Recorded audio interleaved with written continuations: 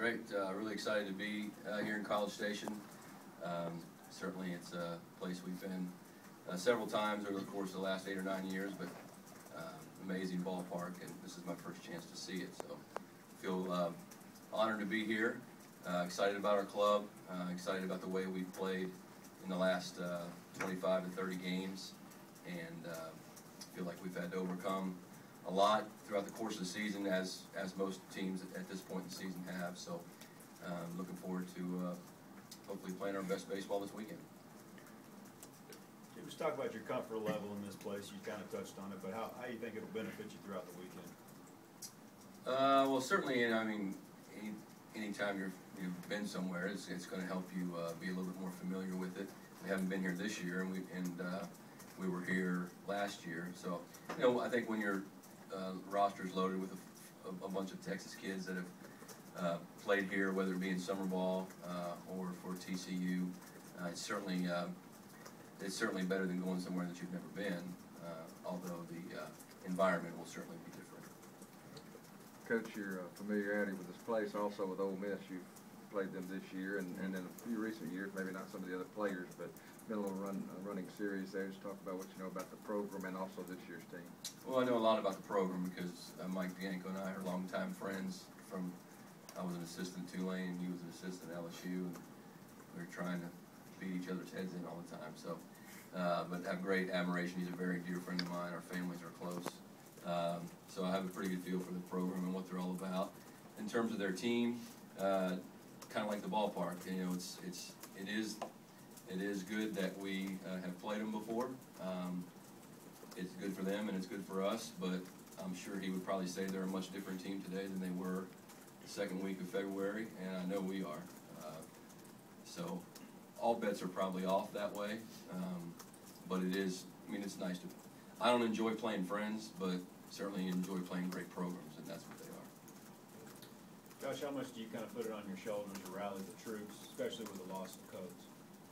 Well, losing Coates obviously is a huge loss. He's obviously one of the most prolific hitters and people to ever come to the TCU program, but you know, we don't take that approach to where it's going to slow us down or use that as an excuse, and it'd be easy to sit there and say, hey, well, Coates is here.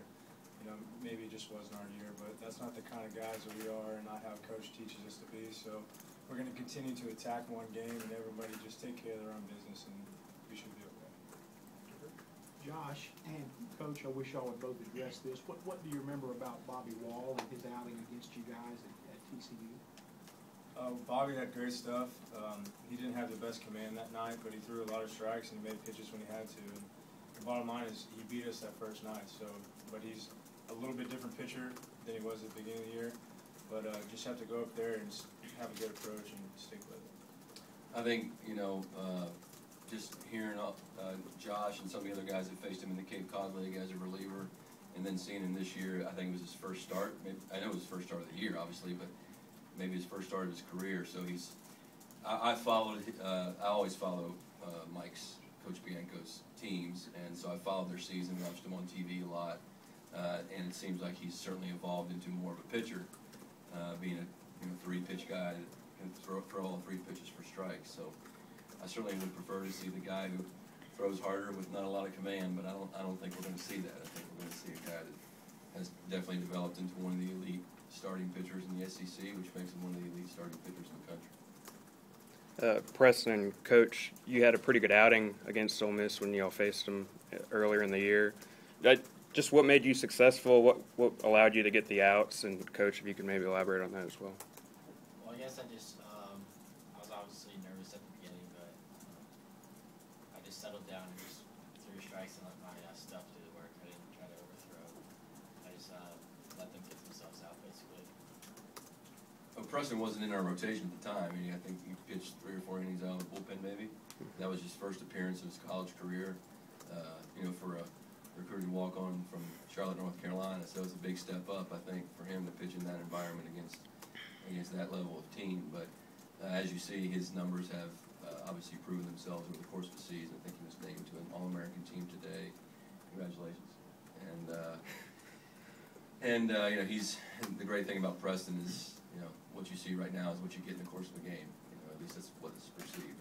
He's a strike thrower that is never going to get rattled and not going to beat himself. And as long as you play defense behind him, he's always going to give you a chance in every game that he pitches.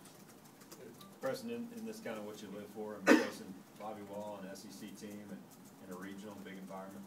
I mean, yeah, it's definitely exciting, and I'm just ready to go tomorrow. Could you talk about that potential matchup tomorrow, Coach? Well, it's going to be interesting because it'll be a big difference in style. Once you guys get a chance to see Preston pitch, so I think we've had a lot of elite pitchers come through our program, whether it be Jake Arrieta, Lance Broadway, Matt Perk, obviously Kyle Winkler. We've had several guys that are $1 million arms and high draft picks, and Preston really has had as good numbers, or really better than almost all of them in terms of if you look at opponent batting average and strikeouts to walks and ERA and stuff like that. So he's definitely one of the elite guys that's been in our program. He just does it a different way, and hopefully he can keep that going a few more weeks. Coach, y'all talked a little bit earlier about not having coaches around, but how does it change what you do offensively, or the things, maybe how you approach the game at all? I mean, we've been dealing with it now. It was for over a week, played a conference tournament without him, so and there's no question it's a blow, but whatever cliche you want to use, we like to think there's no one player that's bigger than the program, and he's certainly important, but not bigger than the program. But it doesn't really change a whole lot because we had 3 freshman position players make the all-conference tournament team out there: Crone, Odell, and Jarek Suter. So I feel okay that we've picked that up, but certainly a guy that's played in 3 regionals, 2 super regionals, the College World Series, and hit 3rd in the lineup since the day he's walked on campus. It's the experience that it's hard to replace versus the physical stuff. Ole Miss lost 6 of its last 7 coming into here. Coaches talked about it, so the players kind of a restart, or refresh, new day. Is every year different? You've been through this a lot, or do you kind of approach it the same? There's 64 head coaches gave all the same speech this week. I heard Coach Martin at Florida State, I think it was on the selection show, say something about doesn't matter whether you've lost your last 10 or won your last 10. To me, you spend 56 games trying to get to this point and have your team ready to go, and then all bets are off. Now it's just who plays the best baseball, and who gets the 2-out hit, who makes a play, who makes a pitch. And so I think sometimes you're better off, I don't know if you're better off losing leading up to it, but you get you do get a fresh start, and you feel rejuvenated. We didn't lose 6 of our last 7, but we didn't play very well last week either in a conference that's not nearly as competitive as the SEC. So we're pretty embarrassed by the way we played last week, and pretty excited about the chance to play better this weekend.